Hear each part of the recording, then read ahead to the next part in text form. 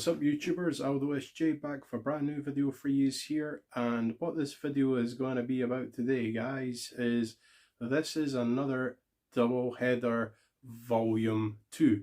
The reason why this is a volume 2 is because I made up a video a couple of days ago and I unfortunately got hit with a copyright claim, and that was my own fault, so holding my hand up, I do apologise for that. But being a man's man, I took down the video, and I was going to edit the hard copy and re-upload it, but schoolboy error, I deleted the hard copy. I don't know why, but anyway, I did do that. So now we're going to get into it again, and I'm going to show you these wonderful championships that I have.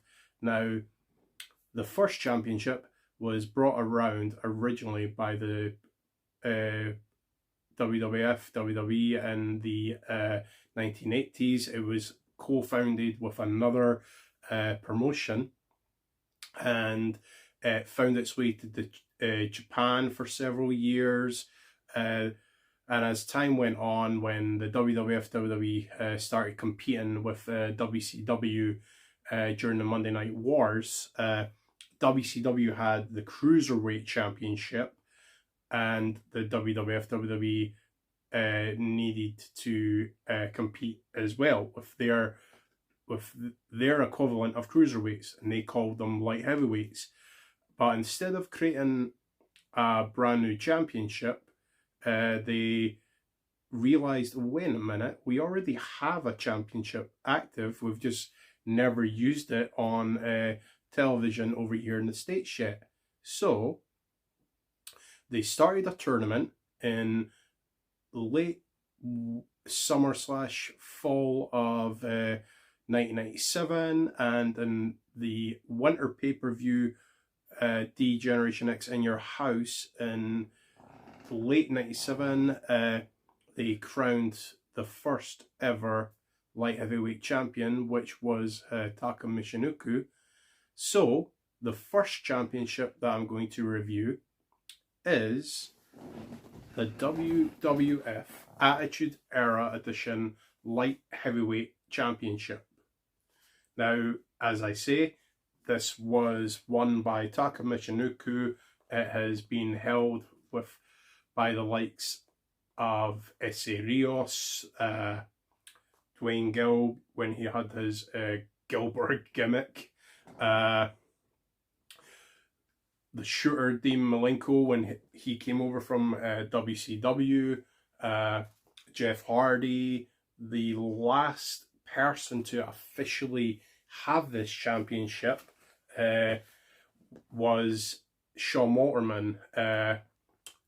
Now, during the invasion, the WCW ECW invasion storyline in 2001, you had the WWF Light Heavyweight Championship, and the WWF WWE acquired the Cruiserweight Championship, and in the summer of 2001, they had sort of like a pre-unification match, and Shawn Motorman became the WCW Cruiserweight Champion, but also held this. Now, when he lost the Cruiserweight Championship, he was still the Light Heavyweight Champion, but Shawn Motorman got taken off TV for a while, and instead of stripping him of the championship, they decided not to care.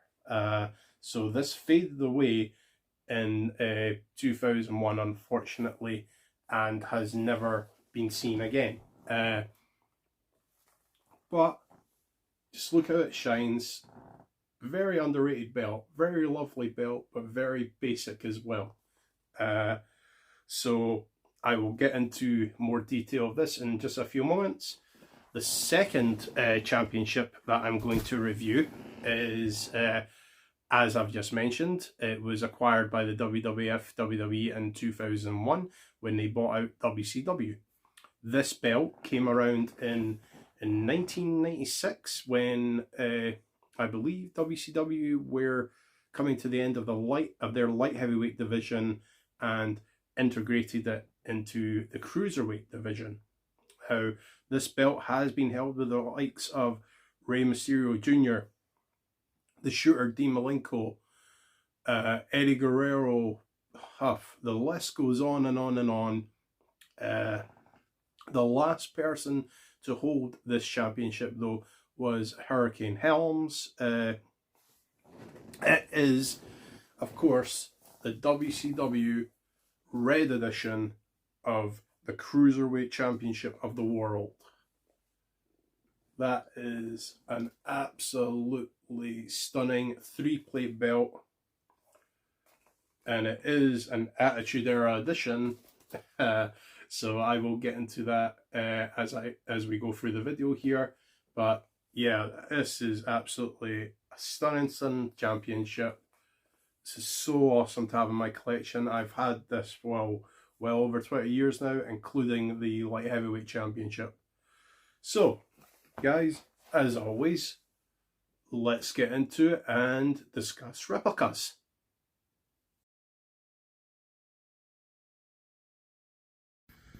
Okay, YouTubers, so this is the little in-depth review on the Attitude Era Light Heavyweight Championship.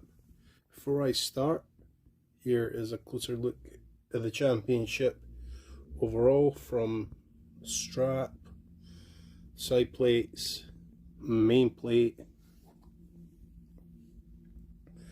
and onto the other side.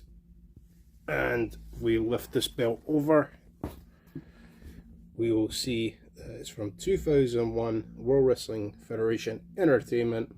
If they had kept it as that, who knows what could have been. But I don't really think World Wrestling Federation Entertainment Champion has a nice ring to it. So, as always, authentic, flashy to say it's an official WWF WWE product.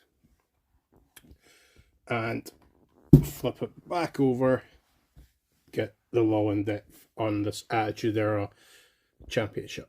Now, at the top, we have a very gold WWF Attitude Era logo with a sunblast effect. Now, I have no idea why this wasn't coloured in.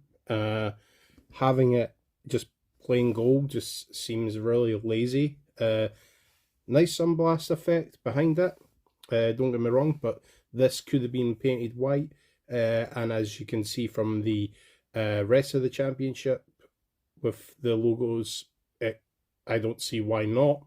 It had so much there. I mean, I think there is even a little bit of red in the swoosh, so yeah, there is. But go very, very closely, you can see there was a little bit of red in the swoosh, so it's just like they didn't want to finish it, which is a shame. Now, as we all know, there is two versions of this. There is the block red strap version and the Attitude Era version. Now, the one that was on TV, this was coloured in. So for the replicas, I have no idea why it's not. Quite possibly, as time goes on, if we ever get a updated replica, which will obviously be entertainment on it, I want to say we probably will get an updated logo coloured in. But as we go down, we have two diamonds on either side of the main plate, and then we have a lovely light heavyweight banner in black and gold, really, really nice. Then we have a lovely globe with a nice blue colouring pattern of the sea, really nice in there. As I say, if they do an updated version, I see this being deeper, like many of the updated globes are. Then you have a plain background with World Wrestling Federation. This again a bit lazy. This could have been coloured in as well. I feel with the banners being black and gold, it could have been the reverse for this. It would have looked a little bit nicer, and it would have stood out a little bit more. Or even doing it white as well, just something to make it really pop out at you. Lazy back then. Sunblast effect behind a black and gold banner for champion. Nice banner for the champion there, and again 2 diamonds on either side. Overall opinion of the main plate though, it's really only the globe that stands out and looks really pretty. The rest of it is as basic as you can get for a championship, which we all know basic is not necessarily a bad thing. It's actually a lot of times a good thing, but there could have been so much more done with this championship, I do believe. And then we go into side plates 2 and 3, as basic as they come. Now you have 6 diamonds, 3 in each side plate, and then you just have plain banners, which seems very lazy, because you could have had light heavyweight on the top and then have champion at the bottom. You know, it's here's a quote. What were they thinking? You know, just very lazy. Nice shields for the side plates. Don't get me wrong. The shields are very nice, and in fact, even the main plate is a shield design as well. I forgot to touch on that. I do apologize. And then you have really lovely globes similar to the main plate, and then you have the white and red Attitude Era logo. Now, here is here and here is here. What happened here? You know, it's crazy. And then you go on to side plates 4 and 5, exactly the same idea. 6 diamonds going at the top. And then you have the plain yellow banners with nothing on them. And then the lovely globes with the Attitude Era logo on that. Now, basic, simple. Is it to the point? Yes and no. Could it have been more? Definitely. A lot more thought could have been put into this championship when they were bringing it back. And it's crazy how, in my personal opinion, I like it on the black strap, but I like it on the red strap as well. And I did like the block logo, I have to say. When I was a youngster, I really liked the block edition of this championship. I have seen many bootleg versions over the space of a few years now. I do not intend to get in a bootleg version of this at all. I'm quite happy with my replica that I have. Yes, that's me in the reflection there. Really nice view of the championship there. Really cool. Right, on to the Cruiserweight.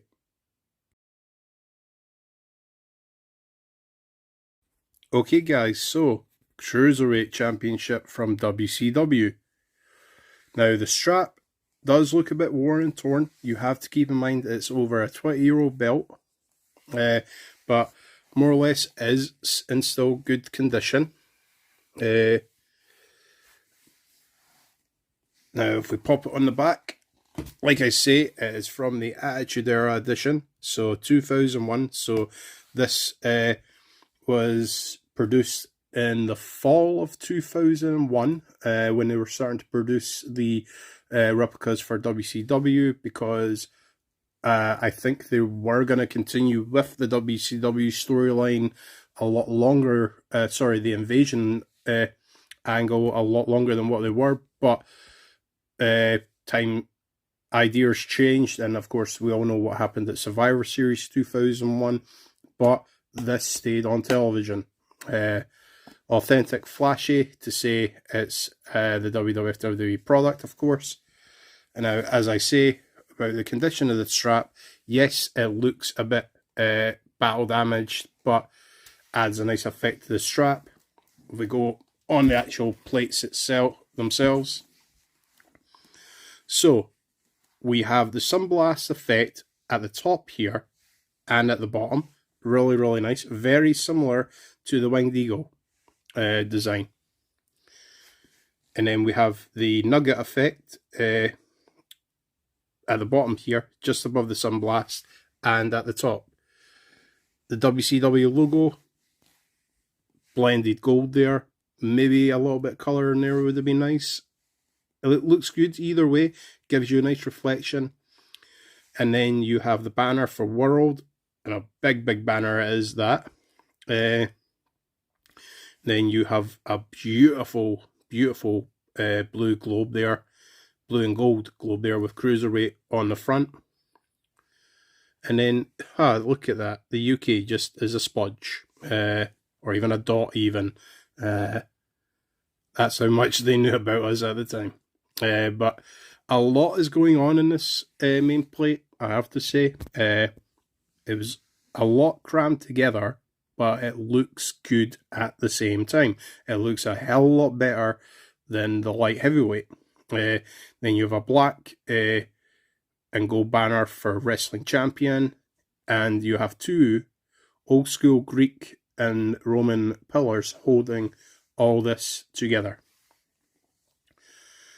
And really nice outline of the whole main plate itself.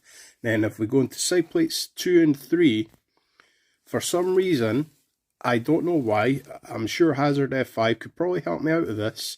There is grapplers doing a deathlock, sharpshooter. For some reason, I would not say the sharpshooter is a cruiserweight move. I know Dean Malenko did use the Tex Cloverleaf a lot of times to finish his opponents. But yeah, I really wouldn't say that a deathlock or sharpshooter is a cruiserweight finishing move. Don't get me wrong, it does look cool. You know, it's a double-edged sword with this. It does look cool, but it looks so out of place at the same time. You have a red worn WCW logo at the back. They look really nice. As I say, they are battle damaged, but I don't mind that. You have to keep in mind, over a 20-year-old belt, so that's where the battle damage has come from. And quite possibly, maybe the bolts on the back of my belts knocking against each other as well.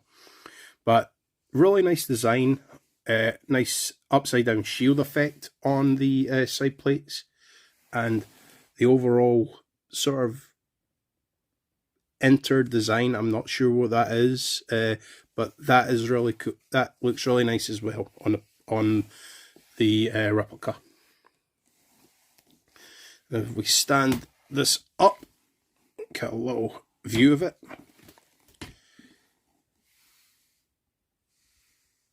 Really cool. And then if we place that there, and if we place the light heavyweight beside it,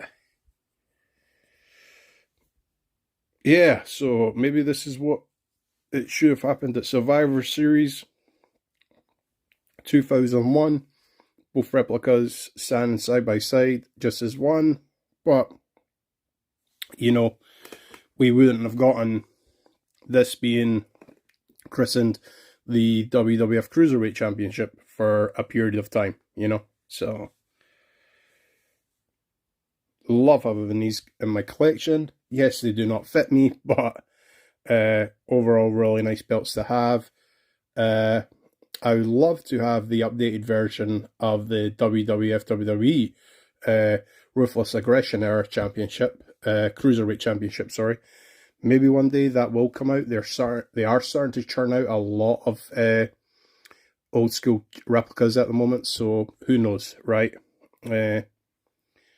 But yeah, really happy to have these. So YouTubers, thank you so very much for joining me here today on the special review of the light heavyweight and cruiserweight championships respectively. It has been a joy giving you the lot of information that I have on these historical championships. Unfortunately, this comes to the end. This is the end of my own personal replicas. If you guys remember last year, I done updated videos of my replicas, and I have now eventually gotten around to doing these. But I did make a schoolboy error. I do that a lot.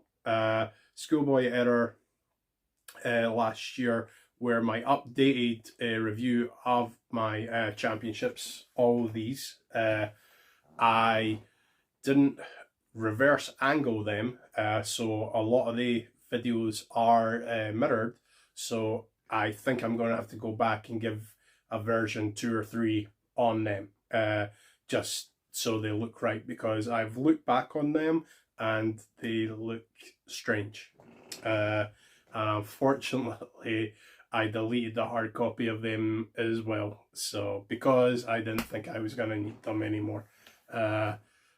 But as I say, schoolboy error, so I'm going to have to go back and revisit these and just get better reviews done on them. But anyway, YouTubers, thank you so very much for joining me here today. If you guys are interested, by the way, I am part of a podcast group on YouTube here now called Scared Shitless. I will put the description down below. Please go and check that out. We have got many videos up there already. We have done a marathon of the Scream franchise, and yeah, it's been really fun to do. It's just me and a group of my buddies getting together and just discussing the whole horror slash mystery slash slasher franchises. So please, by all means, go and check that out. Thank you very much to the sponsors of this channel.